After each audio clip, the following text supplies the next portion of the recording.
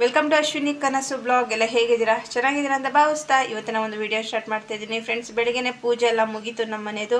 ಇವತ್ತು ಶುಕ್ರವಾರದಿಂದ ಬೆಳಗ್ಗೆ 6:30ಗೆ ನಮ್ಮ ಮನೆ ಎಲ್ಲ ಕೆಲಸಗಳನ್ನು ಮುಗಿಸಿ ಪೂಜೆನ ಮುಗಿಸಿ ಇವಾಗ ನಾನು ವಿಡಿಯೋ ಸ್ಟಾರ್ಟ್ ಮಾಡ್ತೀನಿ. ಇವತ್ತು ತುಂಬಾ ಯೂಸ್ಫುಲ್ ಆದಂಥ ಒಂದು ವಿಡಿಯೋ ತೊಗೊಬಂದಿದ್ದೀನಿ. ಯಾವುದು ಏನು ಅಂತ ತೋರಿಸ್ತೀನಿ ಬನ್ನಿ. ಫ್ರೆಂಡ್ಸ್, ನಾನು ಇವತ್ತು ಬಂದು ಒಂದು ಹೊಸ ವಿಡಿಯೋ ಜೊತೆಗೆ ಬಂದಿದ್ದೀನಿ. ಇವತ್ತಿನ ವಿಡಿಯೋ ಏನಪ್ಪ ಅಂದರೆ, ಮನೇಲಿ ದುಷ್ಟಶಕ್ತಿಗಳ ಸಂಚಾರ. ಅಂದರೆ ನಮಗೆ ಯಾರಾದ್ರೂ ನಮಗೆ ಕೆಟ್ಟದ್ದನ್ನೊಂದು ಬಯಸಿದ್ದಾರೆ. ನಮಗೆ ಈಗೇನಂದರೆ ಇವಾಗೊಂದು ಅದೊಂದು ಚಟ ಅನ್ನೋದು ಇಟ್ಕೊಂಡ್ಬಿಟ್ಟಿದ್ದಾರೆ ಫ್ರೆಂಡ್ಸ್. ಏನಂದರೆ ಹೋಗೋದು, ಯಾರು ಚೆನ್ನಾಗಿ ಬದುಕ್ತಾ ಇದ್ದಾರೆ ಅಂದರೆ ಅವ್ರಿಗೆ ಹೋಗಿ ದೇವರಿಗೆ ಕೈ ಮುಗಿಯೋದು, ಮಾಟ ಮಂತ್ರಗಳನ್ನ ಮಾಡಿಸೋದು. ಮನೆಯಲ್ಲಿ ನಮಗೆ ಅರಿವಿಲ್ಲದಂತೆ ನಮಗೆ ಮನೆಯೊಳಗೆ ನಮ್ಮ ಜೊತೆ ಚೆನ್ನಾಗೇ ಇದ್ಕೊಂಡು ಮನೆಗೆ ತಂದು ಅದು ಇದು ಅಂತ ಹಾಕೋಗೋದು. ಅದನ್ನು ತುಂಬ ಜನ ಇವಾಗ ಏನಂದರೆ ಗೊಂಬೆ ಪ್ರಯೋಗ ಅಂತೆ ಮಾಡೋದು, ಮನೆಯೊಳಗೆ ನಿಂಬೆಹಣ್ಣು ತಂದು ಹಾಕುವಂಥದ್ದು, ಮತ್ತು ಹಾಗೆ ಭಸ್ಮ ಕುಂಕುಮ ಯಾವುದಾದ್ರು ಒಂದು ರೂಪದಲ್ಲಿ ನಮ್ಮ ಮನೆಗೆ ಸೇರಿಸೋವಂಥ ಕೆಲಸಗಳನ್ನ ತುಂಬ ಜನ ಮಾಡ್ತಾರೆ. ಮತ್ತು ಹಾಗೆ ನಮಗೆ ಮನೆಯಲ್ಲಿ ಗಂಡ ಹೆಂಡತಿ ಜಗಳ ಆಗೋದು, ಮತ್ತು ಹಾಗೆ ಮನಸ್ತಾಪಗಳಾಗೋದು, ಮೈ ಯಾವಾಗಲೂ ಭಾರ ಅಂತ ಅನ್ಸೋದು, ಮತ್ತು ಸುಮ್ಮನೆ ಕೂತಲ್ಲೇ ಎದುರುವಂಥದ್ದು, ಮತ್ತು ಕೂತಲ್ಲೇ ಮಕ್ಕಳ ಜೊತೆ ಜಗಳ ಆಡೋದು, ಗಂಡನ ಜೊತೆ ಜಗಳ ಆಡೋದು, ಮನೇಲಿ ದೇವ್ರಿಗೆ ದೀಪ ಹಚ್ಚದಂತೆ ಇರೋವಂಥದ್ದು, ಮತ್ತು ಮನೇಲಿ ಯಾವಾಗಲೂ ಕೊಳಕು ಸೋಂಬೇರಿತನವಾಗಿರೋವಂಥದ್ದು, ಯಾವಾಗಲೂ ಮನೇಲಿ ಜಗಳ ಅಷ್ಟೇ. ಗಂಡ ಹೆಂಡತಿ ಮಧ್ಯೆ ಚೆನ್ನಾಗಿರೋದಕ್ಕೆ ಸಹಿಸೋಕ್ಕಾಗದಿದ್ದಾಗ ಹೋಗಿ ಮಾಟ ಮಂತ್ರ ಅಂತ ಮಾಡಿಸ್ತಾರೆ. ಮತ್ತು ಹಾಗೆ ಮಕ್ಕಳು ಚೆನ್ನಾಗಿ ಬೆಳವಣಿಗೆ ಆಗ್ತಾಯಿದ್ರೆ ಅವ್ರನ್ನ ಏನಾರ ಮಾಡಿ ಅವ್ರನ್ನ ಹಾಳು ಮಾಡಬೇಕು, ಅವ್ರ ಮನೆ ಚೆನ್ನಾಗಿರಬಾರ್ದು ಅಂತ ಹೋಗೋದು, ಮಾಟ ಮಂತ್ರ ಮಾಡಿಸೋದು. ಫ್ರೆಂಡ್ಸ್, ಇದು ಗೊಂಬೆ ಪ್ರಯೋಗ ಮಾಡಿದವರಿಗೆ ಮಾತ್ರ ಮನೆ ಇಟ್ಟು ಸರ್ವನಾಶನ ಆಗುತ್ತೆ. ಎಷ್ಟೋ ಮನೆ ಈ ಮಾಟ ಮಂತ್ರ ಪ್ರಯೋಗದಿಂದ ಸತ್ತಿದ್ದು ಉಂಟು. ಯಾಕಂದ್ರೆ ತುಂಬ ಜನದ ಮನೆ ಸರ್ವನಾಶ ಆಗಿದೆ.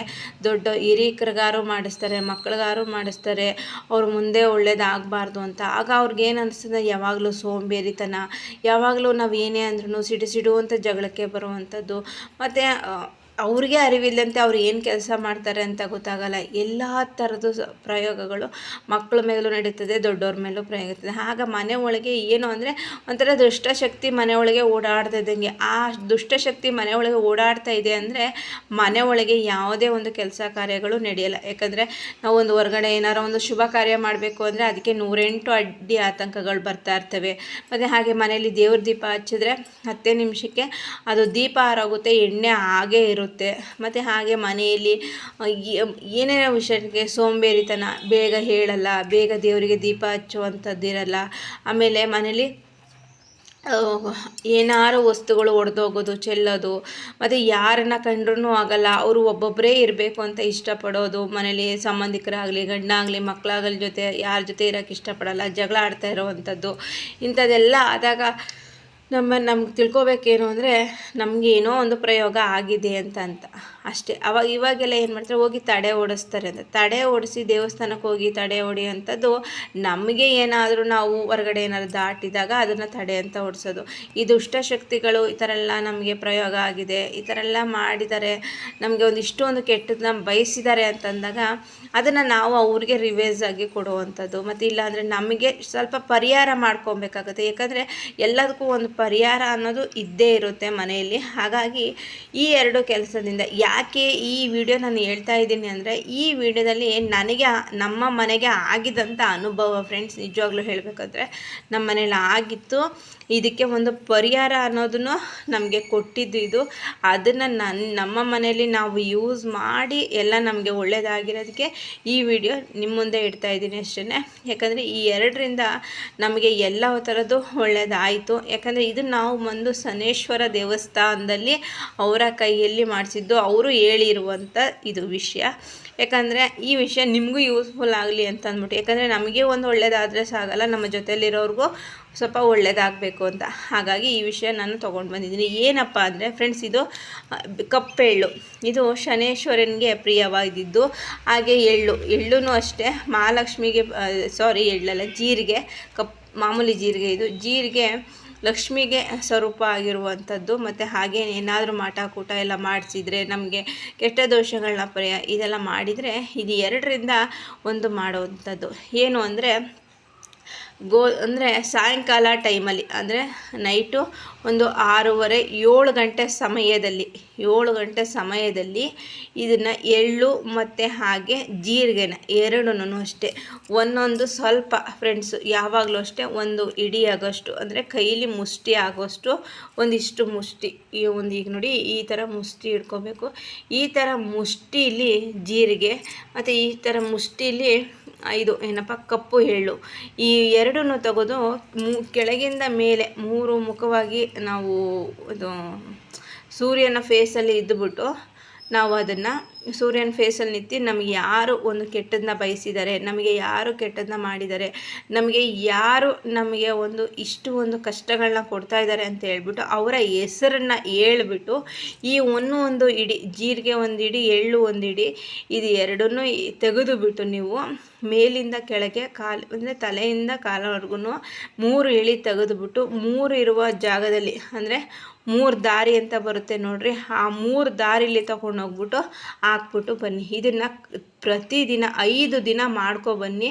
ನಿಮ್ಮ ಮನೇಲಿ ಅದು ಯಾವ ಒಂದು ಶಕ್ತಿ ಇರುತ್ತೋ ಅದು ಎಲ್ಲ ಮನೆಯಿಂದ ಆಚೆ ಹೋಗಿ ನಿಮಗೆ ಒಳ್ಳೆಯದು ಅನ್ನೋದಾಗುತ್ತೆ. ಯಾಕಂದರೆ ಇದು ಅಷ್ಟು ಒಂದು ಶಕ್ತಿಶಾಲಿ ಅಂತ ಒಂದು ಜೀರಿಗೆ ಮತ್ತು ಎಳ್ಳು. ಯಾಕಂದರೆ ಶನೇಶ್ವರ ಇದ್ದಲ್ಲಿ ಯಾವ ಕಷ್ಟವೂ ಇರೋಲ್ಲ. ಯಾಕಂದರೆ ನಮ್ಮನ್ನು ಕಾಯೋನೇ ಶನೇಶ್ವರ.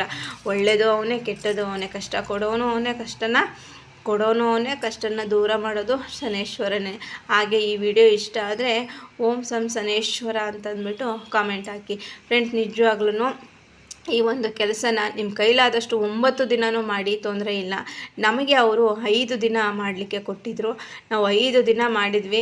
ಯಾಕೆ ಇದನ್ನು ಏನಕ್ಕೆ ಹೇಳ್ತಾ ಇದ್ದೀನಿ ಅಂದರೆ ನಮ್ಮ ಮನೇಲಿ ಕೆಲವರು ಸ್ವಲ್ಪ ಅಟ್ಟಹಾಸಗಳು ನಡೀತು. ಸ್ವಲ್ಪ ಟೈಮು ನಮಗೆ ತುಂಬಾ ಕೆಟ್ಟದನ್ನು ಬಯಸಿದ್ರು.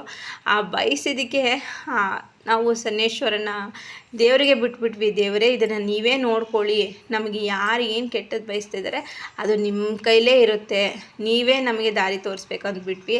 ಆಗ ನಮಗೆ ಅಲ್ಲಿ ಹೇಳಿದಂಥ ಕೆಲಸಗಳನ್ನ ನಾನು ಮಾಡಿದ್ಮೇಲೆ ಇವಾಗ ನಮ್ಮ ಮನೇಲಿ ಸುಖ ಶಾಂತಿ ನೆಮ್ಮದಿ ಎಲ್ಲ ಆರಾಮಾಗಿದೆ. ನನ್ನ ಮಗಳು ಆರೋಗ್ಯವಾಗಿದ್ದಾಳೆ, ನಾನು ಆರೋಗ್ಯವಾಗಿದ್ದೀನಿ, ನಮ್ಮ ಮನೆಯವರು ಆರೋಗ್ಯವಾಗಿದ್ದಾರೆ.